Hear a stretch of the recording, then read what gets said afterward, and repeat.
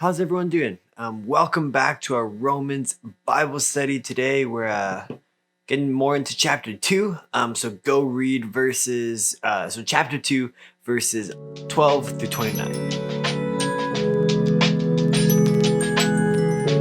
Okay, so we have this transition out of the last section into this question of what is the law truly and what does it mean to be a Jew? And so Paul, again, as I've already mentioned, is addressing this Jew-Gentile tension. And he says that both will be judged. And we talked about last week, that both will be judged by God, regardless of who the law was given to. That's kind of what we're going to get into this week.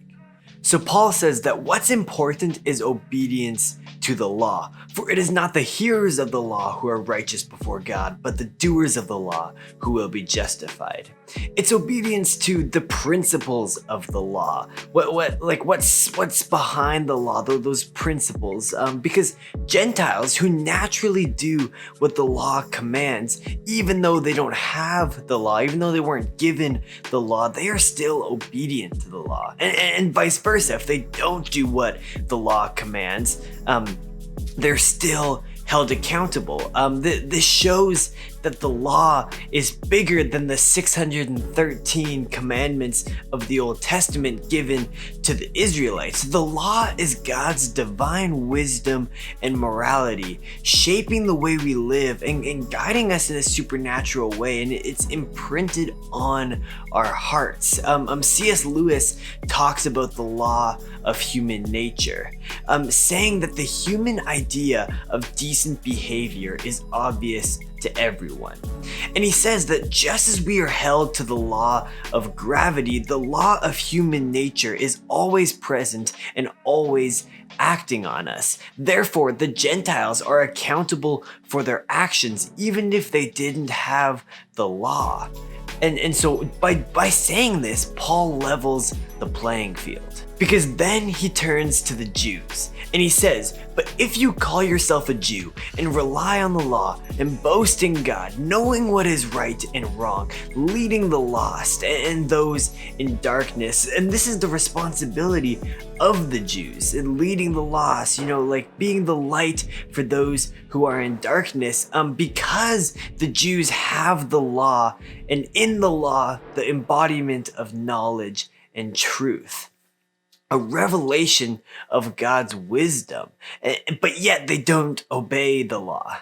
Paul calls out the hypocrisy of the Jews here. They're not obeying the law, the saying the things they teach about the law, they don't actually follow themselves. And because of this, the name of God is blasphemed among the Gentiles. Just as it was in the Old Testament when the disobedience of the Jews led to exile. That's where this quotation is taken from. The Jews are God's people, and because of their constant disobedience, they blaspheme the name of God to other nations. But this is backwards of how it's supposed to be, because the Jews are supposed to be a blessing to the nations around them. That was part of the Abrahamic covenant. I will make you a great nation, and I will bless you and make your name great so that you will be a blessing.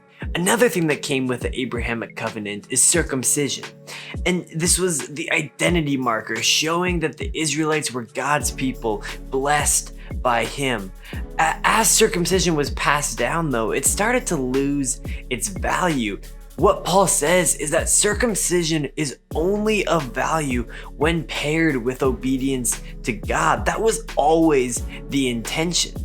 For no one is a Jew who is merely one outwardly, nor is circumcision outward and physical, but a Jew is one inwardly, and a circumcision is a matter of the heart, by the Spirit, not by the letter. Circumcision was meant so that people could identify God's people, those who were blessed by him. But what we see here is that we are supposed to be known and set apart as God's people by obeying what he says. We see this in 1 John where it says, and by this we know that we have come to know God if we keep his commandments. That's our identity marker, is to be people who are faithful and obedient to God. Sweet, that's the video. So yeah, hit the little subscribe button for more videos every single week. Drop a comment if you're so inclined, like the video.